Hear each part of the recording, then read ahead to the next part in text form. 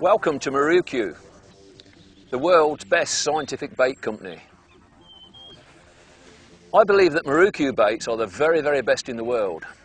But to achieve them, we need to know a few basics. And this section is all about how to use Marukyu paste.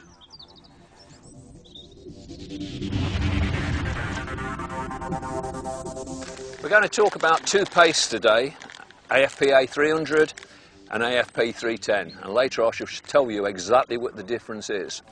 But the first thing when we get this bag of paste is how we're going to mix it. The very, very first thing we're going to do is shake the bag.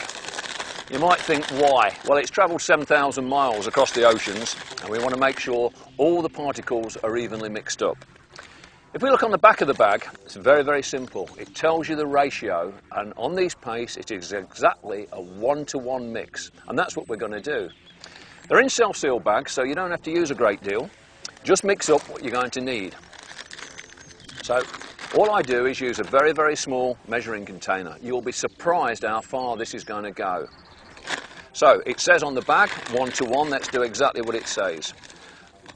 Okay, I've got 1 level cupful of this measuring beaker of our paste. Okay, we'll plonk him in there. It says 1-to-1, so we're going to go in exactly, and I mean exactly, 1 measuring cupful of water. All we need to do is swish it around. You might say, hang about, this looks a little bit like wallpaper paste. Well, it's supposed to. As you can see, I've stirred it round, just trying to get some air into it. Again, as with instructions, all it says is pull it to one side of the bowl and rest it for 3 minutes. You'll probably find it's an advantage if you use a little Teflon coated bowl like this, and as I say, you don't need a lot. Mix exactly the amount you think you'll need, because don't forget, it's only going to take you 3 minutes to mix the same mix again. So we'll put that down and rest it for 3 minutes.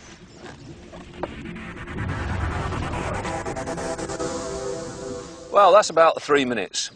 Now this is the clever thing. All I'm going to do is split the bait, use a wet hand, it always helps, into 2 parts.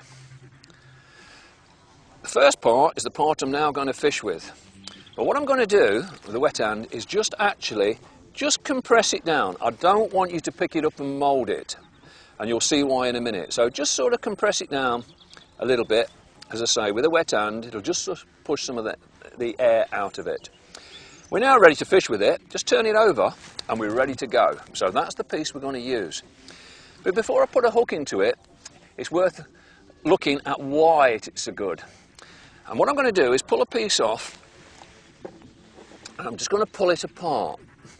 And if you look very, very carefully, you're going to see some tiny fibres. In fact, these are gluten fibres. And this is the part that's going to mean it's going to hold on to your hook. There we go, you can see all these fibres. So once you understand these fibres, it'll make sense when I show you how to hook it. So again, working with a wet hand, we're ready to go. Always use a hook that's proportionate to the size of the paste you're going to use. And at this time of the year, the water's still quite cold, I'm going to use a piece of paste about as big as my little fingernail. So there's my hook, and as you can see, it just fits nicely in the middle of my fingernail. So what I'm saying, if you're going to use a piece that size, don't use a size 18 hook. Use a hook that is good enough to hold that piece of paste on. And don't use a very, very heavy hook. This is precision bait, it's scientifically developed. It will sink very, very slowly. So therefore it's going to compensate the weight of the hook anyway. So simple things like that are going to catch you a lot more fish. Now you might think it's simple to hook paste on, it is, but to hook it on correctly is a different thing altogether. So, this is what I'm going to do, using my wet hand. Imagine these fibres in there. What I don't want to do is break the fibres. So I'm putting the hook in, and then I'm moulding it around the top. Okay? Now the reason I've done that, if you think about it, I've actually moulded it so the fibres are overhanging the bend of the hook. Well, what does that mean? Well, it means that if I pull that, there we go, you can see it, and you can see these fibres, look, hanging onto the hook. That's the piece. That's the part that's going to keep it on the hook. It's very, very easy to make some paste that will stop on the hook. it is not easy to make a paste that will stop on the hook and catch fish. And this is what this paste is all about. It is a big difference. So that's what we've done. We've actually pushed the hook around the bend, we've moulded it on. All right, we're ready to go. But the next thing is, why does it catch fish? And that's what we're going to look at next. Understanding how this bait works is going to catch you an enormous amount of fish. So what I'm going to do is drop it into this glass beaker and we can just watch what happens. Okay. First thing you'll notice, within seconds you can start to see small pieces coming off. Now these are the visual attractors. There's nothing worse than a paste that is absolutely dead in the water. What you can't see, of course, is the water-soluble parts that are the key attractors and the key triggers for getting these fish there. But as you can see now, we've only really been in the water 10 seconds, and there we've got a really active paste. I'm going to leave that there. In fact, it's sinking down to the bottom, and people say to me, how long will it stay on that hook?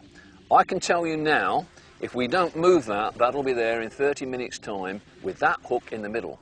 In a fishing situation, it's got no chance, because I tell you now, if there's a fish there, that'll be gone, not in 30 minutes, within 3 minutes. So that's the important thing. Obviously, when we're paste fishing, where a lot of people go wrong, particularly beginners, they think every time they pull out, that paste is going to be on the hook. If you pull out and your paste is on the hook, the paste is too hard. So don't expect to keep lifting out and finding the paste on. But do a simple test like this, in a cup, in a bait tin, and there we are, look, you can see that bait, look how active it is, it's unbelievable. But that hook is stuck there, right in the middle of it. And that's the key to catching fish. The other thing, of course, which is important, if we have a paste that's too stiff, of course, when you strike, how's the hook going to get the fish? So we've got the incredible balancing act here. We've got the right density, which means the speed it's going to fall at. We've got the right amount of attractors falling off. The amino acids are all doing the job. But when we strike, and I'm just going to pull that quickly, you can see there I pulled it straight through. But look at that for a classic example. I pulled that straight through, and those gluten fibres are still hanging onto the hook. Absolutely perfect balance.